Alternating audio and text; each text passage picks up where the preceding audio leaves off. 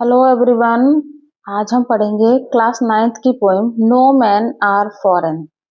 ये जो पोएम है इसके पोइट हैं जेम्स क्रिकअप। ये एक ब्रिटिश पोइट हैं और ये एक ट्रांसलेटर भी थे और साथ में ये ट्रेवल राइटिंग भी किया करते थे। इन्होंने लगभग 30 बुक्स प्रोड्यूस की थी और इसमें इन्होंने ऑटोबायोग्राफीज भी लिखी हैं और कुछ प्लेस भी लिखे हैं और इनके ज्यादातर जो राइटिंग्स हैं वो ह्यूमनिज्म और पीस को प्रेजेंट करती हैं। चलिए अब इनकी ये पोएम हम पढ़ेंगे और बाद में इसके हम लिटरेरी बेसिस भी देखेंगे। चलिए स्टार्ट करते हैं। Have you ever thought of some people as strange? क्या आपने कभी कुछ इस तरीके के से सोचा है कि कुछ लोग हैं जो वो हमारे लिए अजनबी हैं और अदर कंट्रीज एज फॉरेन, और अदर कंट्रीज जो है वो हमारे लिए विदेश हैं।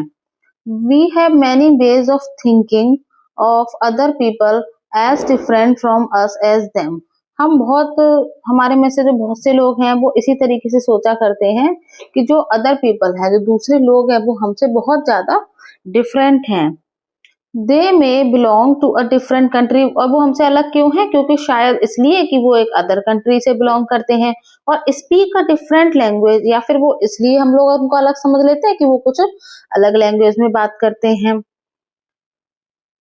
In this poem, however, the poet reminds us of the many ways in which we are all the same. अब इस पोएम में राइटर बताना चाहते हैं, जो पोइट है वो ये कहना चाहते हैं कि हाँ, माना कि लैंग्वेजेस बहुत अलग अलग हैं, कंट्रीज भी बहुत अलग अलग हैं, लेकिन कुछ ऐसी चीजें हैं जिनमें हम सभी सिमिलर हैं, सेम हैं।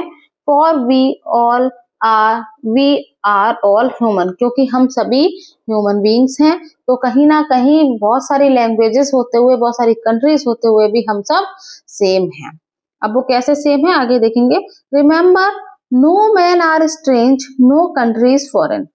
राइट, पोइट जो है वो यहाँ पर बताना चाहते हैं कि इस बात को याद रखो, कोई भी पर्सन अजनबी नहीं होता और कोई भी देश विदेश नहीं होता, वो भी हमारे लिए अजनबी नहीं होता है।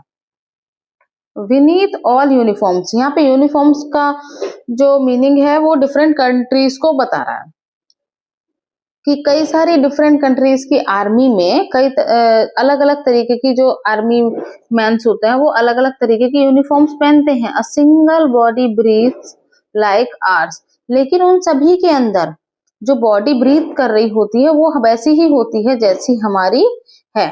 तो यहाँ पर राइटर कहना चाहते हैं कि इन सब के बाद भी जो